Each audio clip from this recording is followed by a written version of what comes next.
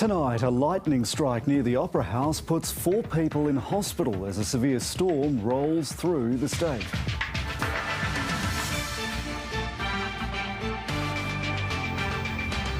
Bonded asbestos is found at another 7 sites and now concerns the contamination may have crossed the border. Israel sets a deadline for the start of its ground offensive in Rafah unless all hostages are released. A cruel Sydney summer welcome for Taylor Swift in soggy conditions, and the dress-up costume that landed the Olympic equestrian rider Shane Rose in hot water.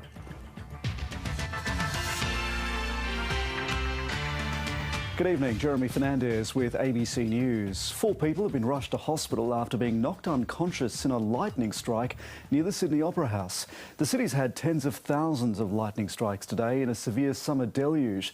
It's also cut electricity to 20,000 homes. A violent storm sweeps through Sydney,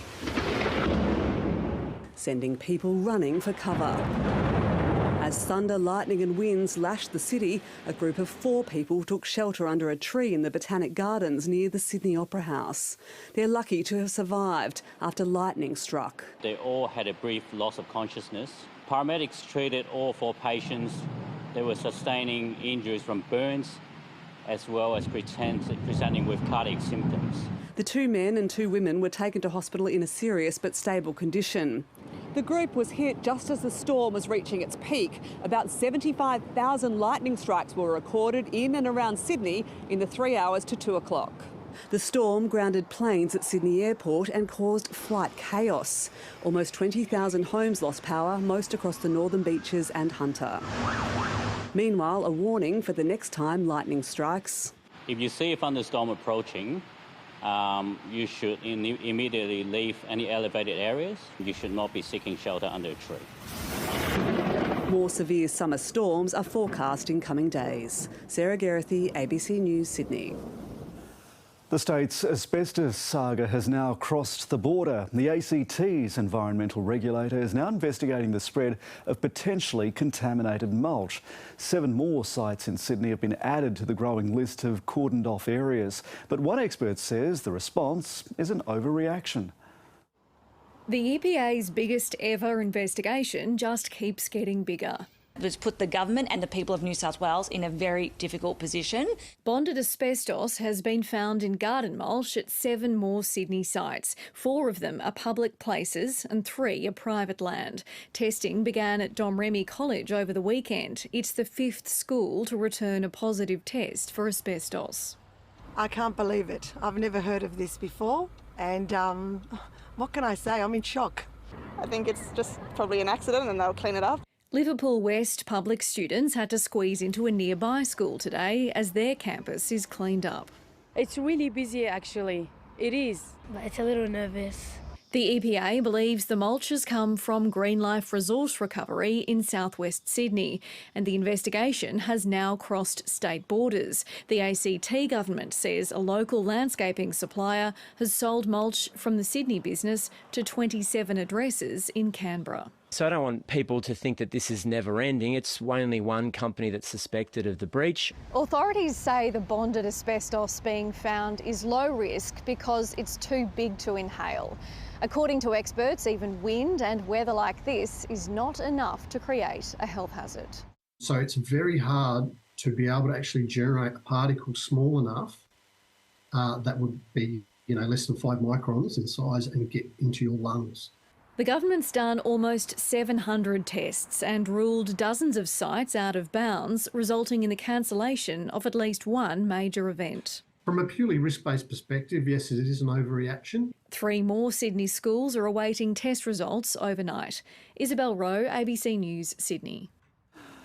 The Prime Minister has rubbished opposition allegations the government has changed its border policy. The coalition has blamed the arrival of 39 asylum seekers in remote WA on the Albanese government's scrapping of a visa class. Here's political reporter Nicole Hegarty. A battle over borders. The reason the boat got there is because the government has suspended or cancelled surveillance flights. By definition, Peter Dutton's arguments are absurd. Reignited by the arrival of 39 men on the shores of remote Western Australia on Friday via boat from Indonesia, now in immigration detention on Nauru, as political parties trade barbs. They've ripped a cumulative $600 million out of Operation Sovereign Borders and Border Force. A claim disputed by the government, with the opposition relying on projected rather than real funding, something which is topped up according to need. Peter Dutton will continue to be a cheer squad for things that actually undermine our borders. Except for temporary protection visas, which the Albanese government has scrapped, actual policy differences on boat stopping are largely rhetorical between the government and the coalition. Both agree on turning around asylum seeker vessels where it's safe to do so and on offshore detention. They also agree on the relative secrecy of Border Force's operations. Nicole Hegarty, ABC News, Canberra. Israel has set a deadline to start a fresh ground offensive into Rafah in Gaza's south, and there are fears for about 1.4 million Palestinians who are sheltering there. Our Global Affairs editor John Lyons is in Jerusalem for us tonight. John, how long do the people of Rafah have? Well, Jeremy, Benny Gantz, who's a key member of Israel's war cabinet and a former chief of staff of the Israeli army, has made a speech a short time ago saying that Hamas has until March the 10th, until the beginning of Ramadan, to release the 130 hostages that are still in Gaza. Now, that's about 100 or so live, and sadly about 30 are believed not to have survived to this point. And so Benny Gantz at Israel is saying unless they are released, the Israeli army will make an incursion into Rafah. Now, that's of great concern to a lot of people. The United States, for example, US Secretary of State Antony Blinken has warned about the possible humanitarian crisis that could create. Groups like the Norwegian Refugee Council have said it could lead to a bloodbath. The challenge is, how do you move those 1.4 million people who are up against the border with Egypt? How do you move them to the centre or to the north or somewhere else in Gaza, given that there's still fighting going on there? John Lyons reporting. Nearly 50 people have been killed in a tribal fighting massacre in Papua New Guinea, renewing calls for Australian intervention in the country's security. It's believed to be the largest massacre of its kind in recent history. A warning, this report from PNG correspondent Tim Swanston contains some confronting images and details. Tribal violence in PNG escalates to devastating and despairing new heights. Hundreds look on as police and defence recover bodies strewn across the highway and the hillside. Nearly 50 people, tribesmen and mercenaries, were killed, believed to be ambushed on their way to carry out an attack. The enemy said they gotten wind of their movement and were waiting for them. When they came, they got them into a trap. This attack, believed to be the largest massacre in the Highlands in recent history, has sent shockwaves through the country. I'm deeply moved by this. I'm very, very concerned. I'm very, very angry. Larger numbers of both police and defence have been stationed in Enga since tribal fighting last year killed dozens.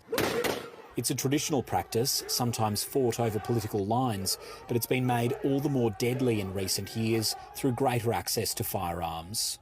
This type of carnage is only made possible through the use of many small arms. PNG's Police Commissioner has described the attack as domestic terrorism. Engan Governor Sir Peter Ripitas has renewed his calls for Australian intervention, including boots on the ground. Although unconstitutional, he and many others say it's in the national interest. We remain available to provide whatever support we can in a practical way, of course, to help our friends in PNG. The Police Commissioner and officers are flying up to the conflict zone shortly as community leaders call for calm. Tim Swanston, ABC News, Port Moresby.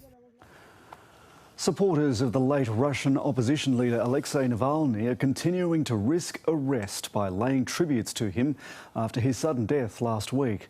People dressed in black could be seen removing flowers from a makeshift memorial in St Petersburg, but more floral tributes would then arrive.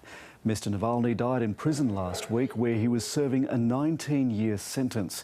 His followers believe he was murdered on the order of President Vladimir Putin. In the next few days, Mr Navalny's wife is expected to head to Brussels to meet with EU ministers who say they want to honour her husband's memory. Leaked emails and insiders have revealed just how the supermarket giants Coles and Woolworths have been adding to their profits in the cost of living crisis. That's despite claiming to have been doing everything in their power to help customers keep their grocery bills down. Angus Grigg has this preview of tonight's Four Corners investigation. They're two of Australia's most trusted brands, but the past year has tested shoppers' loyalty to the supermarket giants. This just cost me almost $400. This is an absolute joke. Both Coles and Woolworths insist they're not profiteering from inflation, only passing on the necessary cost increases. But industry insiders have a different view. It's absolutely ridiculous. The margins that they make, the tactics that they deploy. This man, who asked not to be identified, works for a multinational company selling products into Coles. He says when he tried to negotiate a price increase of around 5% last year, Coles initially rejected the rise, saying it would impact on the supermarket's bottom line. We ended up giving a lump sum of money to get the price increase through, which was accepted in full. That lump sum was $25,000. So you're saying that they will validate your price increase if you give them either more margin or a lump sum of money? Correct. The Coles CEO says the supermarket doesn't operate like this. So you have an email from one supplier. We have over 8,000 suppliers that we work with. We have a team of people whose job it is to look to validate cost price increases, and we take that job very seriously. He says that's the definition of price gouging.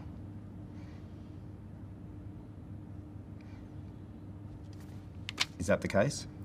We don't engage in practices like that. Another insider says Woolworths also tried to get a greater slice of any negotiated increases. It asked for a percentage of the price rise to be paid back as a rebate. Woolworths denies this. When a supplier asks for a price increase, we would like to engage to make sure it's based on true cost increases. And so, we're very keen to make sure we don't pass on anything more to our customers than is required. And very keen to win back their customers' trust. Angus Grigg, ABC News. Sydney Star Casino will face a second inquiry less than 18 months after a damning report found it was unfit to hold a casino licence. The Independent Casino Commission says it's concerned the Star hasn't done enough to clean up its act since it was found to have become a haven for organised crime, money laundering and fraud. Shares in Star Entertainment Group were placed in a trading halt ahead of the announcement, which comes just a day before it's due to deliver its half-yearly results. The new inquiry will run for 15 weeks. She's here. The world's biggest pop star, Taylor Swift, has finally made it to Sydney for the last leg of her Australian tour. If her warm-up shows in Melbourne are anything to go by, Sydney fans better get ready for it. After taking Melbourne by storm, Taylor Swift flew her private jet into an intense summer storm in Sydney. 8-year-old Swiftie Viv Garrett braved the rain to get a glimpse of her hero. I still really want to see her because my mum tried to get tickets and she had 5 devices but she couldn't.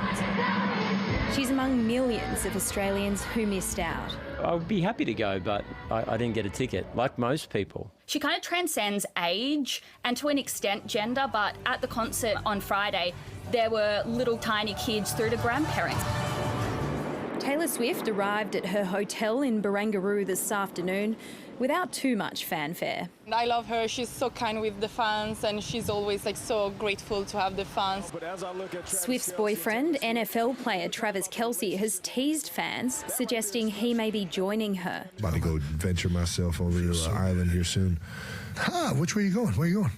I don't know. I think the best ones are south right now, though, so I'm going to go south. Yeah.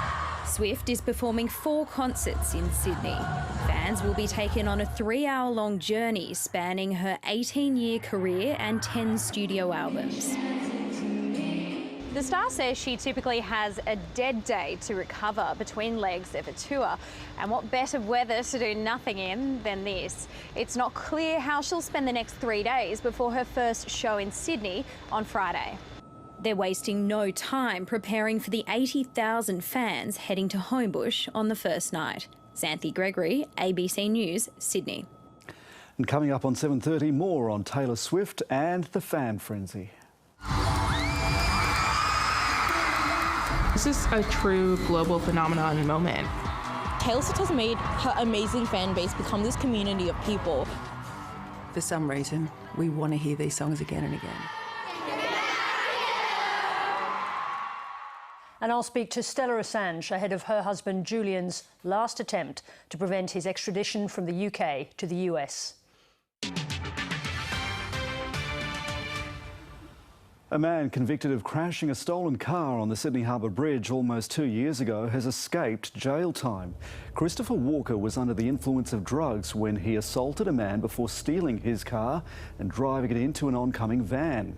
The car was engulfed in flames and Walker had to be pulled from the vehicle.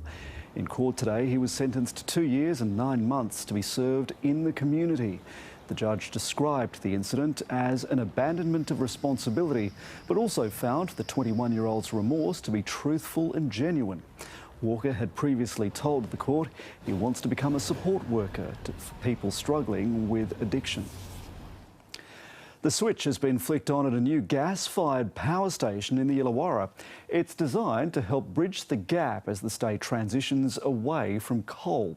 The $300 million Tallawarra B plant features the largest gas turbine engine in Australia, delivering 320 megawatts.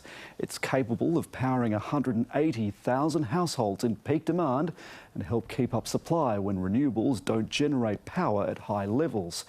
Energy Australia plans to partly power the plant with green hydrogen, but it's unclear how far off that is. We would like there to be a green hydrogen supply chain by 2025. We certainly acknowledge that it's not there yet. The wine harvest is starting to wrap up across New South Wales and growers are jumping for joy. After years of poor picking caused by heavy rain, the industry is now reporting high-quality yields. It comes amid hopes that a trade ban imposed by China could soon be lifted. Bruno Brumble's winery near Griffith in the Riverina has been pushed to the brink in recent years. Record rainfall damaged his grapes, costing him tens of thousands of dollars. But this harvest couldn't have been better. He's seen a 50% increase in yields this season. Really been good growing seasons in the 30s, and it's been a fantastic year for grape growing. At Orange in the state's central west, growers will continue picking for a number of weeks, and it's already proving to be fruitful. From lower altitudes to higher altitudes across all different varieties, we're all really excited about what this vintage is going to bring. It's a stark turnaround after the last few years. In 2021, China imposed trade tariffs on Australian wine, leading to a glut of more than 2 billion litres. It saw prices plunge to record lows of $150 a tonne for red wine growers. We need to probably lose 25% of our wine grapes in Australia to sort of go back to a balance. The Federal Trade Minister will soon meet with his Chinese counterpart in the surest sign yet that the trade ban could be lifted in March. It would mean the majority of this vintage will be on its way to Asia. It could mean up to a 20% increase in sales, which would be very handy right at the moment. Vignerons like Bruce Tyrrell say if the ban isn't lifted, growers may have to start ripping out their vines. If they don't start buying again, then there's probably massive restructure for the Australian wine industry. An industry with its future hanging in the balance. Hamish Cole, ABC News, Orange. Hollywood stars have descended on London for the British Academy Film Awards, which have been dominated by Oppenheimer. The historical biopic about the man behind the atomic bomb won 7 awards. Barbie, the biggest blockbuster of the year, and all the Australian nominees went home empty-handed. I don't know if we can be trusted. And the BAFTA goes to Oppenheimer. A 3-hour epic about the creation of the atom bomb was the night's big winner. Christopher Nolan. Cillian Murphy. Oppenheimer won 7 BAFTAs, including Best Picture, Director and Leading Actor for Cillian Murphy. Let's make sure we're not the ones to make that possible. The film, which earned more than $1 billion at the box office, dominated the Golden Globes and Critics' Choice Awards and has now cemented its status as the frontrunner for Oscars glory. Hi, Ken. Hi, Barbie. Last year's top-grossing film, Barbie, and Australian actress Margot Robbie were again snubbed. It was nominated for 5 BAFTAs, but got none.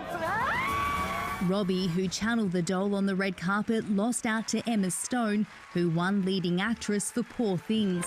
Good evening. Her brain and her body are not quite synchronized. The Frankenstein-esque fantasy took 5 prizes. I just thought that maybe I could help. Australian Jacob Elordi from the psychological thriller Saltburn also missed out, We still have enough votes. with Robert Downey Jr. taking out Best Supporting Actor. Maybe we've done all that we He can. also missed out on the Rising Star Award along with Australian actress Sophie Wilde. Talk to me. It is no exaggeration to say this room has in it the greatest actors in the world. The BAFTAs really are Britain's night of night when it comes to the world of cinema, and the awards handed out here are often seen as a good indication of what can be expected at the Oscars next month. Movie fans around the world will have been watching to see how their favourites fared. Guest of honour was Prince William in his role as president of the BAFTAs. He arrived without his wife Catherine, who's recovering from surgery. There were musical performances and a dog named Bark Ruffalo. This is fine. This is fine. With the glamour and the gongs of Britain's biggest night for films over, contenders are waiting to see if the Oscars will be a repeat performance. Michelle Rimmer, ABC News, London. To finance now, here's Alan Kohler. Westpac's half-yearly profit fell 6% to $1.6 billion. But investors were obviously expecting worse, so the share price went up. They drank in A2 Milk's 15% lift in profit, didn't want to hear about Cochlear's 35% profit increase, and weren't really loving BlueScope's plan to take Colourborn Roofing to the United States. All up, the market finished 0.1% higher, after falls in New York, Tokyo and Hong Kong. Now, there's a lot of nervousness at the moment that the US tech sector, embodied in the Nasdaq index, is in a bubble and might be about to crash. And as Crocodile Dundee might say of the Nasdaq in 1999-2000, that's not a bubble, this is a bubble. Or is it? The difference is that the big tech firms, known collectively now as the Magnificent Seven, that is Facebook, Google, Amazon, Apple, Microsoft, Nvidia and Tesla, are actually making tons of money, unlike the ones that went nuts in the late 90s. In fact, they're basically responsible for all the profit growth in the world. Is it enough to justify these share prices? Well, not yet. It depends on how profitable artificial intelligence turns out to be. Commodity prices all rose over the weekend, and the Australian dollar stayed where it was, around 65.5 US cents. And that's finance. An Olympian's cheeky outfit for a costume competition in the Southern Highlands has caused a stir in the equestrian world and beyond. The 3-time Olympic medalist Shane Rose was stood down from competition after someone complained about him wearing a mankini on horseback. Then late today, he was given the all clear. It was bareback riding, but with a saddle. That's Australian. Shane Rose didn't mean to scare the horses when he entered a fancy dress competition at the Wallaby Hill Extravaganza. I didn't win, but I was certainly in the finalists. This was his original outfit, but he decided less was more. Not the most comfortable equipment off a horse. And becomes less comfortable on a horse. The discomfort wasn't limited to the veteran equestrian. One spectator was so offended they complained to Equestrian Australia, which launched an inquiry. But within the day, they concluded the code of conduct wasn't breached. The panel took into account the community event that Mr Rose was competing at and that Mr Rose had already made a public apology. It means the 50-year-old Olympic medalist has the all clear to compete in New Zealand next month, taking him one step closer to his 4th Games in Paris. Yeah, I've got a very experienced horse that has to do a qualifying event in the 6 months leading up to the Games. He's been fielding interview requests all day as his plight made global headlines and garnered widespread exposure for the sport. I had somebody say, I've never been interested in horses, but this is the first thing that's actually got me interested in it. Shane's now looking forward to the tail end of the Mankini mania. Carl Herr, ABC News. The Australian Ballet is taking a trip down the rabbit hole with its season opening production of Alice's Adventures in Wonderland. And it features the favourites from the Lewis Carroll classic. It's a magical journey through the looking glass for those feeling curiouser and curiouser. I think there's such colourful beauty in this ballet.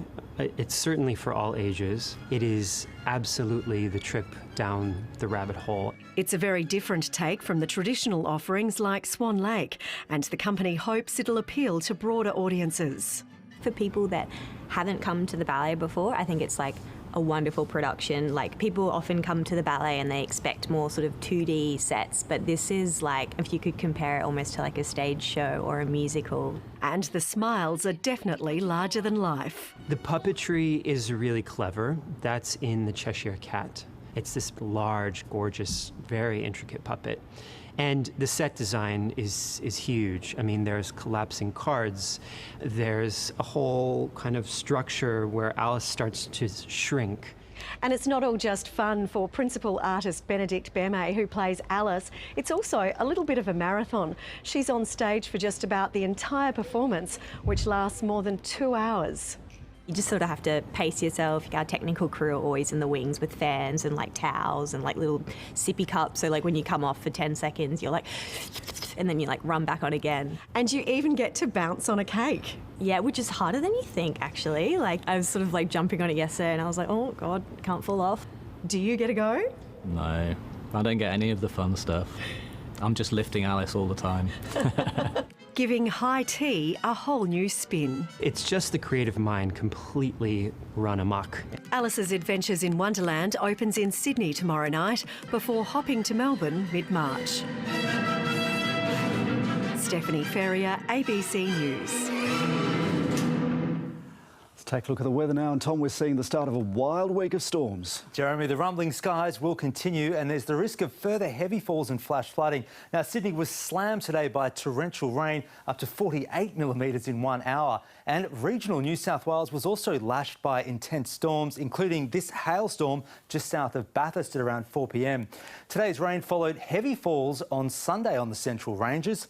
In the 24 hours to 9 a.m, Orange received 63 millimetres. Their monthly total now exceeds 170 millimetres.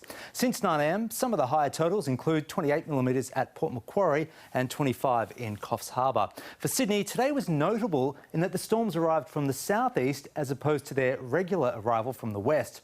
They were slow moving and full of moisture off the Tasman Sea. 57 millimetres at Little Bay and Kings Langley. 8 millimetres in the city is only to 12:30, after which the storms knocked out the Observatory Hill weather station. Now, that humidity brought another sticky night. The low of 22 was 4 degrees above the average. Tops today reached 26 in the city, 24 in Wollongong and Gosford, up to 28 in the west. Last night was cool over the southwest and it was muggy right across the east. Now, maximums today were also warm across the west up to the mid-30s, but cooler under cloud over the east. On the satellite then, ex-tropical cyclone Lincoln is generating cloud and rain across the northern interior, while the storms are clearly visible across our state. On the chart tomorrow, it's more of the same. A humid flow off the warm Tasman Sea will generate the optimal conditions for further showers and thunderstorms. Around the country, storms possible for the east coast. Now, Perth 39 degrees after their suburbs today climbed as high as 46. A few storms will continue overnight around the Sydney region. Tomorrow, though, well, they'll develop again through much of the east, although the activity will be less widespread than today. For the northeast tomorrow, still a high chance of showers and the chance of storms, which could be severe. The main threat is flash flooding. Now, for the southeast, a medium chance of showers and storms on the south coast and through the western southern tablelands, grading to a high chance elsewhere, and severe storms are possible for the Illawarra and the central tablelands. To the west, then, the chance of showers and storms on the slopes and plains, but a mostly sunny day further west and again climbing to the mid-30s. On the waters, winds from 10 to 20 knots and seas around 1 metre. Now, for Sydney, Sydney, possible storms overnight, particularly near the coast. Mostly cloudy tomorrow and humid. There's a high chance of showers and thunderstorms, possibly severe, although on average less rain than today. 20 to 26 for the city, highs from 24 to 27 elsewhere. The sun will rise at 6:33 and ahead a shower or two Wednesday and a possible storm, 27 to 29. Thursday, shower or two, possible storm, 32 to 34. Friday, very warm with showers and storms. That's ahead of a late southerly change, leading to a cooler weekend. Jeremy. Tom, thank you. Here's Sarah Ferguson for you now with 7:30.